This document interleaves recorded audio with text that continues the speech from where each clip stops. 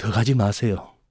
이렇게 주식시장이든 뭐든 자산시장이 여기서 더 뜨거워지면은 원자재 시장이든 뭐든 더 뜨거워지면 우리도 우리 약속 잘못하면 못 지킬 상황이 올 수 있어요. 봄 내려온다. 봄이 내려온다. 제롬 파월 의장이 했던 말 중에 네. 자산시장의 금융시장의 안정 관련한 질문에 대해서 버블이라는 표현을 쓰지 않았습니다. 파월 의장이 자주 쓰는 표현 중에 프로스라고 있어요. FROTH. 네. 이게 무슨 우리말로 포말이라고 해야 될까? 그러니 카푸치노 위에 약간 그 작은 거품이 있죠. 네. 그런 정도. 그래서 시장에 이 정도의 프로스는 있다 하는 얘기는 그렇게 얘기한 겁니다. 더 가지 마세요. 이렇게 주식시장이든 뭐든 자산시장이 여기서 더 뜨거워지면은 원자재 시장이든 뭐든 더 뜨거워지면 우리도 우리 약속 잘못하면 못 지킬 상황이 올 수 있어요. 그런 겁니다. 그래서 조금은 이렇게 제동을 걸고 싶었던 겁니다. 여기서 너무 정말 버블론이 이렇게 확산될 정도의 시장 흐름은 연준도 원치 않는다는 것 같다가 은연중 내비쳤던 이번 FOMC였습니다. 네. 하여튼 그래서 결론을 이게 뭐냐? 제가 봤을 때는 원자재 가격을 그냥 매일 워치하는 수밖에 보는 수밖에 없을 것 같아요. 네. 우리 투자자 네. 여러분들도. 네. 왜냐하면 지금은 인플레이션은 이거 가짜고 안 온다. 잠깐 올랐다 떨어진다라고 하지만 미국도 모르는 일이고요. 모르는 일이고. 예, 원유 가격이 만약에 정말 진짜 가뭄이 와서 곡물가가 더 오른다.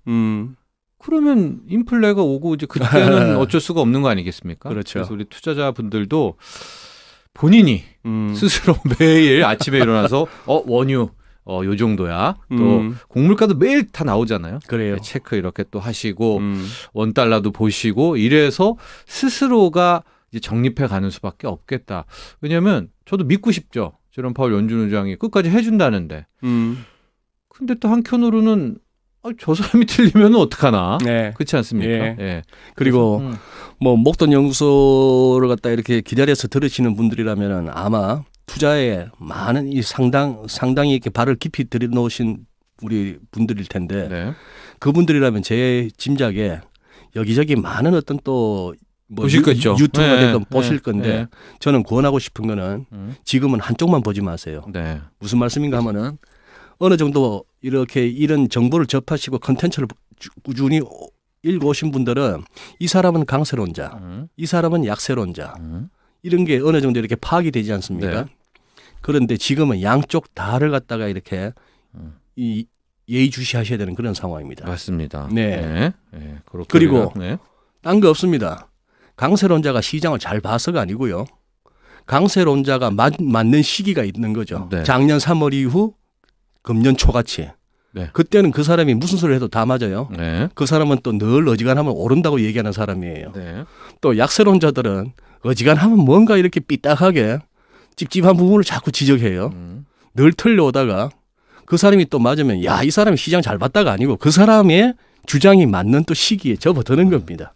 그런데 지금 이제 양쪽을 다 보시라고 하는 이유는 지금 시장이 굉장히 고비에 이르렀기 때문이에요. 네. 예. 이렇게 미국을 정리하면서 바로 우리나라로 오면 공매도입니다. 이 공매도. 고비에 참 또 신기하게 네. 이제 5월 3일 14개월 만에 공매도가 시작됩니다. 네. 영향은 있겠죠? 있겠죠. 네. 자, 뭐 어쨌거나 350개 종목으로 압축됐잖아요. 네. 그래서 코스피 200, 코스닥 150이니까 그 얘기는 결국 뭐냐 하면은 함부로 장난칠 수 있는 종목들은 아닙니다. 네. 대형주들이니까. 당할 수도 있습니다. 공매도 세력이. 어설프게 공매도 치다가는 괜찮은 주식들 같으면은 당할 수도 있는 거죠. 미국의 게임스탑이 이제 우리도 버티고 있더라고요. 개인 카페에서도. 그렇죠. 네.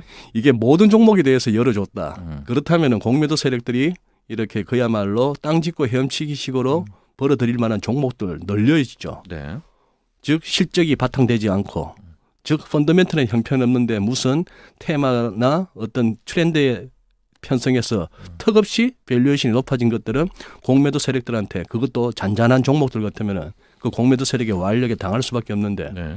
일단은 큰 종목들에 대해서 했고 제도적으로도 어느 정도 강화했다는 것이죠. 네. 강화했다는 것인데 여기에서 그러면 어떤 종목들을 조심하셔야 되느냐?